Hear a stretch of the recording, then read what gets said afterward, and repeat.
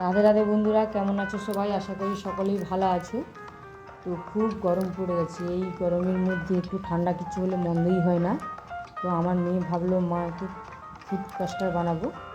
তো আমি ভাবলাম বানা, তো আমার বন্ধুদের সঙ্গে শেয়ার করি কেমনভাবে বানাচ্ছিস। তো আপনারা দেখতে থাকুন ফুড কাস্টার্ডটা কেমনভাবে বানাচ্ছি। তো আপনারা আপনাদের পছন্দ মতো ফুড দিয়ে আপনারা বানিয়ে নিতে পারবেন। তো আমার মেয়ের হাতের কাছে যেই ফুডগুলো ছিল সেগুলো দিয়েই বানিয়ে নিয়েছে। তো আপনাদের সঙ্গে কথা বলতে বলতে এই ফলগুলো আমার কাটা হয়ে যাচ্ছে। দেখুন এখানে ফলের মধ্যে নিয়েছে ড্রাগন ফল, আপেল, কলা, আঙুর আর পাকা আম। ফলগুলো তো আমার সব কাটা হয়ে গেছে, রেডি হয়ে গেছে। এবার মূল উপকরণে আমি চলে যাচ্ছি। গ্যাসটা জ্বালিয়ে একটা কড়া বসিয়ে দিয়ে গেছে, কড়াটা গরম হয়ে গেছে। কড়ার মধ্যে একটু আমার বাড়িতে গাই দুধ ছিল, তাই গাই দুধ দিয়ে দিচ্ছে। তো আপনাদের কাছে যদি গাই দুধ না থাকে আপনারা প্যাকেট দুধেই করতে পারেন।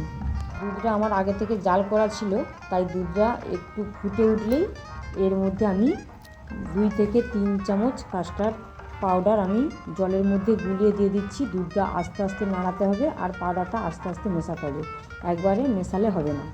তো অল্প অল্প করে কাস্টার্ড পাউডারটা ঢালতে হবে আর খুন্তি দিয়ে ঘন ঘন দুধটা নাড়তে হবে। দুধটা নাড়তে নাড়তে দেখবেন যখন মোটা হয়ে গেছে, খুন্তির গায়ে দুধটা লেগে গেছে, তখন ভাববে যে দুধটা রেডি হয়ে গেছে।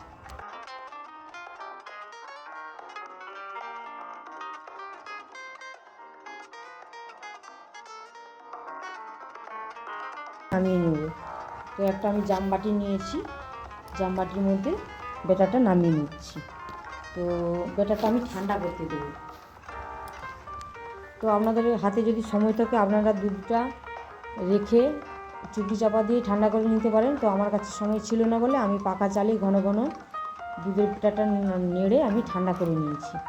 এই দুধটা যখন সম্পূর্ণ ঠান্ডা হয়ে যাবে, বাদবাকি যে ফলগুলো আমি কেটে রেখেছিলাম সেগুলো দিয়ে দিচ্ছি। ড্রাগন ফল, আম, আপেল, কলা আর আঙুর দিয়ে দিচ্ছি।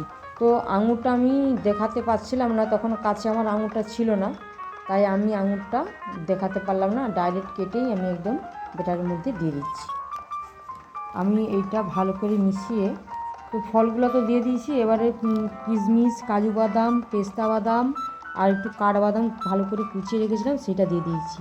তো দিয়ে আমি ভালো করে এটা খুন্তির সাহায্যে নেড়ে নেব, ভালো করে মিশিয়ে নেব ব্যাটারটার সঙ্গে।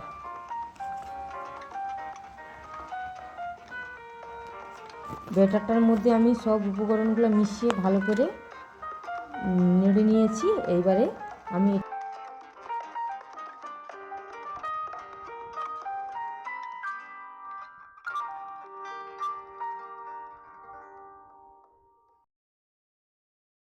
এটা ভিজে রেখে দিচ্ছি 2 ঘন্টার জন্য, সেট হওয়ার জন্য।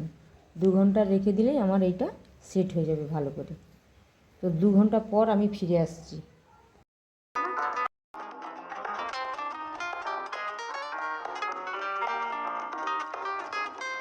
আমার হয়ে গেছে, আমি এটা ফ্রিজ থেকে বার করে নিয়ে আর একটা উপকরণ মিশিয়ে দিচ্ছি।